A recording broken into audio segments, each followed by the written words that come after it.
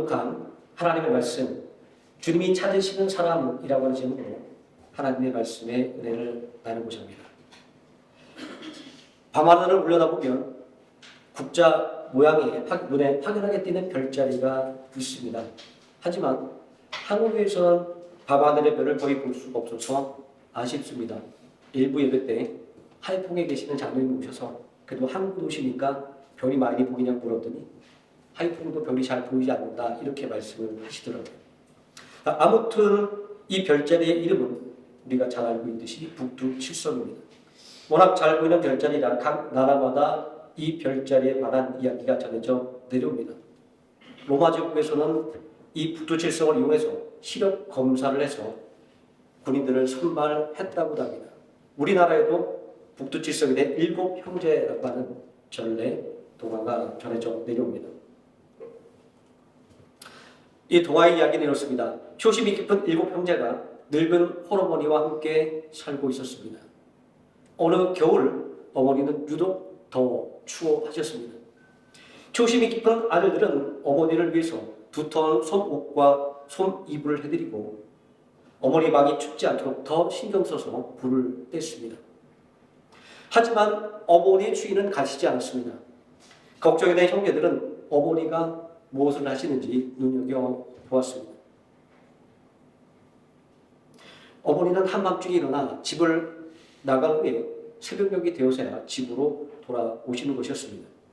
어머니가 무엇을 하시는지 궁금해진 아들들은 한밤중에 어머니를 따라 나섰습니다. 한밤중에 집을 나간 어머니는 차디찬 개울을 옷이 젖지 않도록 맨발로 건너서 건넌 마을에 홀로 사는 노인의 집으로 들어가는 것이었습니다. 그리고 밤새도록 두 분이 도란도란 이야기를 나누다가 새벽이 되어서야 집으로 돌아온 것이었습니다. 형제들은 어머니가 찬 개울에 발을 담그지 않고 개울을 건널 수 있도록 징검다리를 만들어 드리기로 했습니다. 다음날 밤에 개울을 건너려던 어머니는 징검다리를 보고 하늘을 올려다보며 이렇게 기도했습니다. 이렇게 착한 일을 하는 사람들이 죽으면 하늘에 별이 되게 해달라고 말입니다. 이제 어머니는 더 이상 춥다는 말을 하지 않게 되었고 7형제는 죽은 후에 밤하늘의 별이 되었다는 이야기입니다.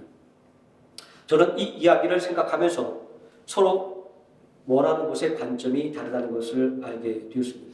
그리고 효도라고 하는 것은 내가 무엇을 얼마나 드리느냐라는 것에 있는 것이 아니라 부모의 마음을 채우는 것에 있다는 것도 알게 되었습니다.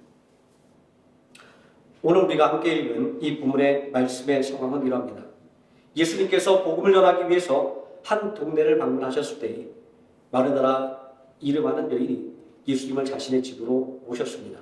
38절 말씀에 보니까 마르다라 이름하는 한 여자가 자기 집으로 영접하더라 이렇게 기록하고 있습니다. 자, 여기에 이 영접이라고 하는 단어를 통해서 알 수 있는 것은 예수님께서 극진한 환대를 받았다라는 것을 알 수 있습니다. 예수님을 모셔온 마르다는 예수님과 그 제자들을 대접하기 위해서 분주하게 일했습니다.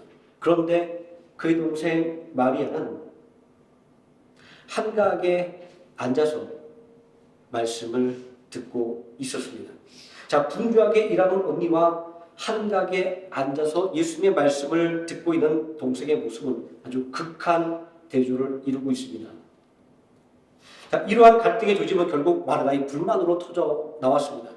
40절 말씀에 보니까 마르다는 준비한 중에 일이 많아 마음에 분주한지라 예수께 나아가 이르되 주여 내 동생이 나 혼자 일하는 것을 생각하지 아니하시나이까 그를 명하사 나를 도와주라 하소서.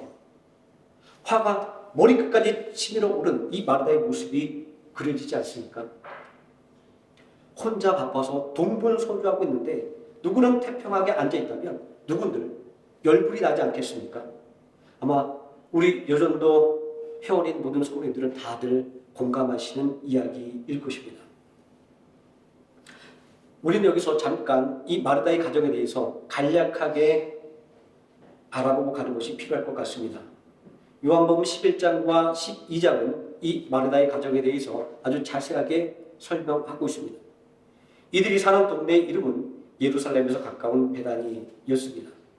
마르다와 마리아 자매는 나사로의 동생이었습니다.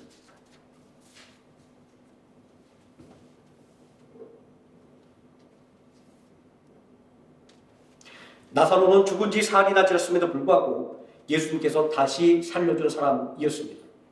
그리고 마리아는 예수님의 은혜에 보답하기 위해 예수님의 발에 향유를 부은 사람이었습니다.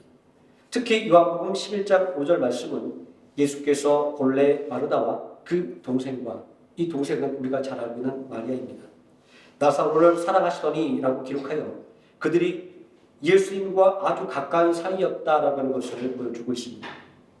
자, 이러한 배경을 생각한다면 마르다의 가정은 예수님을 지극히 환대할 수밖에 없는 집안이었던 것입니다. 예수님을 위해서는 그 어떤 것도 아깝지 않았고 그 어떤 수고도 마다치 않을 수가 있었던 것입니다. 여기서 예수님이 마르다의 집을 방문한 시기와 요한복음 11장, 12장의 사건의 시간적인 순서를 따지는 것은 그렇게 중요하지 않습니다. 이미 요한복음 11장 5절에서 말씀하신 것처럼 예수님께서는 그들의 가정을 사랑하셨고 또 그들의 가정은 예수님을 사랑하고 있었기 때문입니다. 자, 이러한 긴밀한 관계가 오늘 우리가 함께 읽은 이 본문의 말씀에도 그대로 드러나 있지 않습니까? 식사 준비로 바빠서 호둥대다가 자신을 돕지 않고 있는 동생을 보고라 화가 나서 예수님에게 동생들로 식사 준비를 같이 하라고 말해달라고 하는 이 마르다의 모습과 마르다야 마르다야 이렇게 마르다의 이름을 부르며 달리는 예수님의 모습은 우리에게 너무나도 익숙한 한 가족의 모습이지 않습니까? 제가 여기서 예수님을 영접하는 이 마르다와 마리아의 모습을 식사 준비로 분주한 마르다와 한가하게 말씀을 듣고 있는 이 마리아라고 하는 대립적인 구도로 말씀을 드리는 것은 이 사건에 대한 통상적인 해석 때문입니다. 자, 이러한 통상적인 해석은 40절 말씀을 근거로 합니다. 예수님은 마르다에게 너는 많은 일에 마음을 쓰지만 실상 필요한 것은 하나뿐이라고 말씀하시면서 손님 대접을 할 준비에 힘을 쓰든지 아니면 말씀을 듣든지 둘 중에 하나만 택하라 라고 이야기하시고 더 나아가서 마리아가 좋은 편을 택하였으니 그것을 빼앗지 말아라 이렇게 말씀하고 있기 때문입니다. 예수님의 이 말씀을 그냥 극단적으로 생각한다고 한다면 예수님을 대접하기 위한 준비는 가치가 없는 것이고 오직 예수님의 말씀을 듣는 것만이 가치 있는 일이라고 말씀하시는 것 같습니다. 또 세상의 모든 일들을 다 제쳐놓고 오직 예배드리는 것이 우선된다라는 의미로 그렇게 말씀하시는 것 같습니다. 이러한 생각을 우리가 할 수밖에 없는 이유는 이 본문을 다루고 있는 모든 주석들이 마르다가 아닌 마리아의 손을 들어주고 있기 때문입니다. 말씀을 듣고 있는 마리아를 책망하는 마르다의 행동은 잘못된 것이고 예수님의 말씀을 듣는 마리아의 행동은 신앙심이 깊은 행동이며 깊은 신앙심 때문에 핍박을 받을 수도 있음을 보여주는 모델로 그렇게 해석을 하고 있기 때문입니다. 하지만 예수님께서 마르다에게 말씀하신 의도는 그의 행동을 책망하고 마리아의 행동을 칭찬하고자 하는 것에 있지 않았습니다. 아마 예수님은 이날 말씀을 다 마치고 식사하실 때 그 준비한 음식이 너무나도 맛있다고 정성 들여 식사를 준비한 마르다를 칭찬할 것이 분명했기 때문입니다. 다만 예수님은 그날 이 모임의 성격과 그리고 당신께서 하시는 그 사역을 마르다에게 상기시켜 준 것을 통해서 이 순간 무엇이 더 중요한지를 깨우쳐 주려는 의도였기 때문입니다. 우리는 41절에서 예수님께서 일하는 마르다를 향해 마르다야 마르다야 내가 많은 일로 근심하고 걱정하나 몇 가지만 하든지 혹은 한 가지만이라도 족하니라 이렇게 말씀하신 것에 주목을 해야만 할 것입니다. 오늘 예수님께서 마르다의 집에 오신 것은 음식을 대접받기 위해서 오신 것이 아니었습니다. 다만 마르다의 집을 빌려 하나님의 나라의 복음을 전하기 위함이었습니다. 39절에 기록된 그에게 마리아라는 동생이 있어 주의 발치에 앉아 그의 말씀을 듣더니 라고 하는 말씀이 이러한 사실을 증거하고 있습니다. 이 말씀에 분명하게 예수님의 방문의 목적이 드러나 있습니다. 예수님은 복음을 증거하기 위해 마르다의 집에 온 것입니다. 이날 예수님의 말씀은 분명하게 마르다의 가정과 마르다의 가정에 모여든 사람들에게 선포되는 것이었습니다. 우리식으로 이야기한다고 한다면 이날 마리아의 집에서는 예배가 드려진 것입니다. 자, 이러한 복음 전파와 예배의 관점에서 예수님과 제자들을 대접하기 위해 최선의 노력을 경주한 마리아의 모습은 분주한이라고 하는 이 단어로 부정적으로 평가되고, 우리가 일반적인 상식으로 보기에는 잘못된 것으로 보기는 예수님의 발치에 앉아서 예수님의 말씀을 경청하는 마리아의 행동은 올바른 것으로 평가되고 있는 것입니다. 우리는 이 장면에서 우선순위 그리고 가치관 등을 떠올릴 수가 있습니다. 이날 이 두 사람의 상반된 모습은 두 사람이 가진 관심과 가치관의 차이에서 나온 것이었기 때문입니다. 왜냐하면 이들은 극명하게 대조되는 모습에도 불구하고 예수님에 대한 사랑과 존경은 동일한 것이었기 때문입니다. 이들은 각자의 가치관에 따라 그리고 각자가 생각하는 우선순위에 따라 예수님에게 사랑과 존경을 나타냈을 뿐인 것입니다. 마리아에게는 손님으로 오신 예수님을 잘 대접하는 것이 우선순위였고, 가정의 주인으로서 책임을 다하는 것이라고 생각하기에 식사 준비에 온 힘을 쏟을 수밖에 없었던 것입니다. 반면 마리아는 선생님이신 예수님의 말씀을 경청하고 순종하는 것이 우선순위이고 제자의 직무를 다하는 것이라고 생각했기에 예수님의 발치에 앉아서 복음을 경청했던 것입니다. 이 두 사람의 대조적인 모습에도 불구하고 이들의 모습은 오늘날 교회와 예배에 반드시 필요한 요소임에는 틀림이 없습니다. 교회는 수많은 헌신과 봉사를 통하여 존재하는 곳이고, 또 예배는 헌신과 봉사 없이는 은혜롭게 드려줄 수 없는 것이기 때문입니다. 이런 점들을 고려한다면 오늘 말씀에서 의도하고 있는 것은 누가 옳고 그르다 하는 것에 있지 않다는 것을 분명하게 알 수 있습니다. 본문 말씀에서 우리가 적극적으로 고려해야 하는 것은 바로 이 말씀의 주인공인 예수님이기 때문입니다. 제가 이 말씀의 서두에서 뜬금없이 전래동화의 이야기를 꺼낸 것은 이 말씀을 드리고자 함이었습니다. 패션 용어에 알파벳으로 TPO라는 말이 있습니다. 자, 이것은 우리의 행동에 영향을 주는 시간, 타임의 T, 그리고 장소, 플레이스의 P, 그리고 상황, 어케이션의 O를 따서 TPO라고 하는데, 옷차림을 선택할 때 시간과 장소와 상황을 고려해야 한다는 의미로 일본에서 만들어진 용어입니다. 하지만 요즘은 상황에 맞는 적절한 행동을 의미하는 말로도 자주 사용되고 있습니다. 자, 그렇게 본문 말씀에서 예수님을 대접하기 위해 애쓰는 이 마리아의 행위를 분주하다고 지적하고, 바쁜 와중에 한가하게 말씀을 듣는 이 마리아는 좋은 선택을 했다라고 평가하고 있는 이 예수님의 말씀은 이러한 시간과 장소와 상황을 고려해서 이해해야만 하는 것입니다. 그러면 우리 예수님의 가치관은 무엇이고 예수님의 관심과 우선순위는 어디에 있었을까요? 예수님은 죄로 인해 죽을 수밖에 없는 인간을 죄와 사망에서 구원하기 위해 이 땅에 오셨습니다. 하나님이 세상을 이처럼 사랑하사 독생자를 주셨으니 이는 그를 믿는 자마다 멸망치 않고 영생을 얻게 하려 하심이라. 요한복음 3장 16절 말씀에 이러한 예수님의 관심이 나타나 있습니다. 구원을 위해서 이 땅에 오신 것이 바로 예수님입니다. 그러니 예수님의 우선순위는 당연히 하나님의 나라의 복음을 전하는 것입니다. 예수님은 이 땅에 대접받기 위해서 오신 것이 아니라 구원을 성취하기 위해서 오신 것입니다. 마가복음 10장 45절은 이러한 예수님의 가치관을 증거하고 있습니다.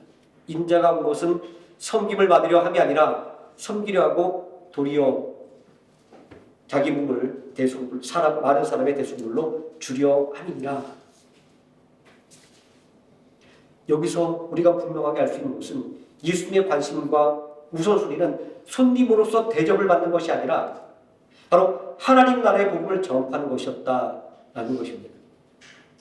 이러한 예수님의 가치관과 관심과 우선순위를 고려할 때 본문에서 예수님께서 마리아에게 하셨던 그 말씀의 의미를 우리는 바르게 이해할 수가 있는 것입니다.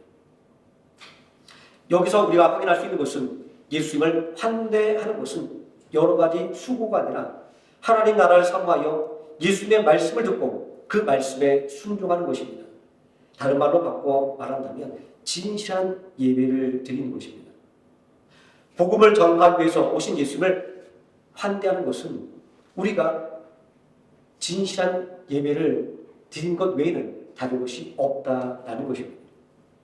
그러니 우리는 무엇보다 예수님의 가치관과 관심과 우선순위에 관심을 기울여야만 하는 것입니다. 누가복음 8장 19절에서 21절 말씀에 보면 이러한 예수님의 가치관과 관심과 우선순위가 더 명확하게 드러나 있습니다. 어느 동네에서 예수님께서 천국의 복음을 전하고 계실 때 예수님의 육신의 어머니와 동생들이 찾아왔습니다. 이들이 찾아왔다라고 하는 이야기를 들으신 예수님은 당신의 말씀을 듣는 사람들을 둘러보시면서 내 어머니와 내 동생들은 곧 하나님의 말씀을 듣고 행하는 이 사람들이라 이렇게 말씀하셨습니다. 이 말씀은 우리들에게 너무나도 큰 신앙의 도전을 주는 말씀입니다. 왜냐하면 믿음의 사람들에게 하나님의 말씀을 듣는 것의 중요성을 강조하는 것을 넘어서 가족의 개념까지 확장시켜놓고 있기 때문입니다. 누가 하나님의 가족입니까? 라고 질문을 하시고 하나님의 말씀을 듣고 행하는 사람이 하나님의 가족이라고 대답하신 이 말씀은 하나님의 가족이 되기 위해서 온갖 오해와 시련도 감당할 수 있느냐고 묻는 것이기 때문입니다. 본문의 말씀에서 예수님의 발치에 앉아 예수님의 말씀을 듣는 마리아를 향해 자신을 돕지 않는 것이 부당한 것이니 당장 자신을 도우라고 말해달라는 이 마리아의 말은 하나님의 말씀을 듣고 행하는 것에 얼마나 많은 반대가 있는지를 보여주는 것입니다. 자, 문제는 이러한 예배로 나아가는 것에 대한 반대가 세상에만 있는 것이 아니다라는 것입니다. 본문의 사건은 세상의 반대를 통해서 세상의 억압에 의해서 벌어진 일이 아니었습니다. 순수하게 예수님을 환대하기 위해 노력하는 가운데 벌어진 일이었기 때문입니다. 이러한 점은 오늘을 살아가는 우리 그리스도인들에게 예수님을 믿는다는 것과 그리고 참된 예배를 드린다는 것은 어떤 의미인가 하는 것에 대한 질문을 우리 스스로에게 던지게 만드는 것입니다. 주를 위한 이곳에라고 하는 찬양은 이러한 고민을 우리와 함께하며 그에 대한 해답을 주고 있습니다. 주를 위한 이곳에 예배하는 자들 중에 그가 찾는 이 없어 주님께서 슬퍼하시네. 주님이 찾으시는 그 한 사람, 그 예배자, 내가 그 사람 되길 간절히 주께 예배하네. 내가 주님께서 찾으시는 참된 예배자인가? 라고 하는 이런 고민은 우리 모두에게 다 있을 것입니다. 왜냐하면 나 자신을 돌아다보면 부족한 것만 보이기 때문입니다. 그러면서도 동시에 주님이 찾으시는 바로 그 한 사람이 바로 나였으면 좋겠다라는 그 소망이 우리 가운데 있지 않습니까? 우리가 믿음 생활에서 겪게 되는 최고의 갈등은 바로 여기서 오는 것입니다. 우리의 이 신앙의 소망과 우리의 삶의 현실이 맞부딪히는 바로 이 상황 말입니다. 본문에서 예수님께서 하신 말씀이 어렵게 여겨지고 오해가 되는 것은 이러한 우리의 믿음의 소망과 우리의 삶의 현실의 괴리 때문인 것입니다. 하지만 이 찬양은 주님께서 찾으시는 참된 예배자 그 한 사람이 되는 방법을 제시하고 있습니다. 리에 PPT 넘겨주세요. 주 은혜로 이곳에 서 있네. 주 임재에 엎드려 절하네. 그 어느 것도 난 필요 없네. 주님만 경배해. 이 가사는 우리에게 주님이 찾으시는 그 한 사람이 되는 방법을 이렇게 이야기하고 있습니다. 그것은 간절하게 예배 드리는 것입니다. 예배는 이 찬양의 가사처럼 주 은혜로 나오는 자리이기 때문입니다. 주님의 임재 앞에 엎드리는 것이기 때문입니다. 이러한 예배 자리에 선 데에는 세상에 그 어떤 것도 필요치 않습니다. 오직 하나님을 경배하는 마음만 있다고 한다면, 오직 예수님을 사랑하는 마음만 있다고 한다면 우리는 그 자리에 설 수 있습니다. 예수님은 사마리아 여인과의 대화 속에서 참된 예배와 하나님께서 찾으시는 참된 예배자가 누구인가에 대해서 알려주셨습니다. 요한복음 4장 23절 말씀에 아버지께 참되게 예배하는 자들은 영과 진리로 예배할 때가 오나니 곧 이때라. 아버지께서는 자기에게 이렇게 예배하는 자를 찾으시느니라. 이 말씀은 예배의 기표, 다시 말해서 예배를 드리는 온전한 태도를 말하는 것입니다. 여기서 참되게 예배하는 사람이란 예수님께서 하나님의 진리이며 아버지 하나님께로 이른 유일한 길이라는 것을 깨닫고 믿는 사람을 말합니다. 이에 대해서 예수님은 요한복음 14장 6절에서 내가 곧 길이요 진리요 생명이니 나로 말미암지 않고는 아버지께로 올 자가 없느니라 이렇게 말씀하지 않으셨습니까? 또 사도행전 4장 12절 말씀은 다른 이로서는 구원을 받을 수 없나니 천하 사람 중에 구원을 받을 만한 다른 이름을 주신 일이 없느니라 이렇게 선포하고 있습니다. 그렇게 영과 진리로 예배드린다는 것은 예수 그리스도를 믿는 믿음을 통하여 하나님께 예배 드리는 것입니다. 하나님께서 당신의 자녀들이 거짓이 아닌 진리 안에서 살기를 원하기 때문에 이러한 참된 예배자를 오늘도 찾으시는 것입니다. 오늘날 수많은 사람들이 예배자를 자처하고 있지만 많은 이들이 죄로 인해서 눈이 어두워져 예수 그리스도가 아니라 세상에 그들의 믿음을 두고 있기 때문입니다. 그러므로 예수님께서 마르다에게 하셨던 이 말씀은 우리의 신앙생활에 있어서 육체적인 문제보다 영적인 문제가 더 중요하다라고 하시는 말씀인 것이며 예수님과의 관계에 있어서 외적인 어떠한 형식보다 복음을 위한 순수한 열정이 우선적으로 요청된다라는 것을 말씀하시는 것입니다. 자, 그렇게 요한 3서 1장 2절 말씀은 사랑하는 자여 내 영혼이 잘됨 같이 내가 범사에 잘되고 강건하기를 내가 간구하노라 이렇게 권면하며 또 기도하고 있는 것입니다. 마르다를 생각해보면 누구보다도 예수님의 은혜에 감사하는 사람이었고 누구보다도 예수님을 섬기려고 노력하는 사람이었습니다. 그러나 그럼에도 불구하고 예수님을 대접해야겠다는 세상적인 생각에 마음을 빼앗겼을 때 예수님의 말씀을 듣는 것을 소홀하게 하게 되었습니다. 오늘날 우리에게도 이러한 경우가 얼마나 많은지 모릅니다. 예수님은 이러한 신앙의 역정의 현상을 명대에 두고 분주하게 일하는 마리아가 말씀을 듣는 것을 택한 일이 잘한 일이었다고 이렇게 말씀하고 있는 것입니다. 오늘날도 주님께서 간절하게 찾으시는 사람이 있습니다. 그 사람은 바로 하나님께 진실하게 예배드리는 사람입니다. 오늘날도 이 마르다의 마음을 분주하게 만들어서 예수님의 말씀을 듣지 못하게 만들었던 근심과 걱정이 우리를 예배의 자리 그리고 말씀의 자리로 나아가지 못하게 가로막고 있습니다. 예배보다 우선되는 일이 얼마나 많이 있습니까? 말씀을 듣는 것보다 더 중요하게 여겨진 일들이 얼마나 많이 있습니까? 이렇게 우리가 처해 있는 이 상황을 생각할 때 마리아처럼 우리의 신앙생활에 유익한 기회가 있다고 한다면 반드시 그 기회를 잡아서 과감하게 하나님 앞으로 나가서 하나님의 말씀을 듣고 예배하는 것이 필요한 것입니다. 마리아가 우리에게 알려주는 것은 바로 예배는 결단이라고 하는 사실입니다. 그 누구도 시간이 남아서 예배 자리로 나오는 것이 아닙니다. 바쁘고 힘든 일상 가운데 믿음의 결단으로 나오는 것입니다. 이러한 예배의 결단을 하나님께서 우리에게 매일 요구하시는 것은 이 예배가 하나님의 은혜를 체험하는 통로가 되기 때문입니다. 이 예배를 통하여 우리에게 하나님의 은혜가 임하시는 것은 참된 예배자를 하나님께서 찾고 계시기 때문입니다. 예수 그리스도의 이름을 힘입어 언제나 예배의 자리에 서심으로 말미암아 하나님께서 찾으시는 사람이 되어 하나님께서 주시는 은혜와 복을 충만하게 누리는 생명나무교회 성도님 되시기를 예수님의 이름으로 축원드립니다. 기도하시겠습니다.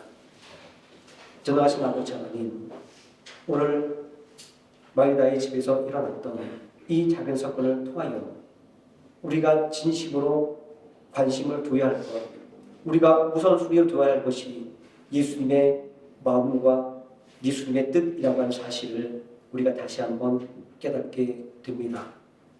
우리가 무엇을 하나님께 드리고 우리가 예수님 위하여 무엇을 할까 많은 고민이 있지만 예수님은 우리에게 이렇게 말씀합니다. 진실한 마음으로 예배 자리에 나오는 것, 간절한 마음으로 하나님의 말씀을 사모하는 것, 바로 그것이 예수 그리스도를 온전하게 환대하는 것이며 또 하나님께서 찾으시는 진실한 예배자가 되는 유일한 길이라고 하는 사실을 오늘 말씀을 통하여 깨닫사오니 아버지 하나님, 우리가 늘 믿음의 결단을 가지고 하나님께서 부르시는 그 은혜의 자리, 예배의 자리에 설 수 있도록 아버지 하나님, 우리를 붙잡아 주시고 성령의 능력으로 격려하여 주시옵소서. 예수님의 이름으로 기도드립니다. 아멘.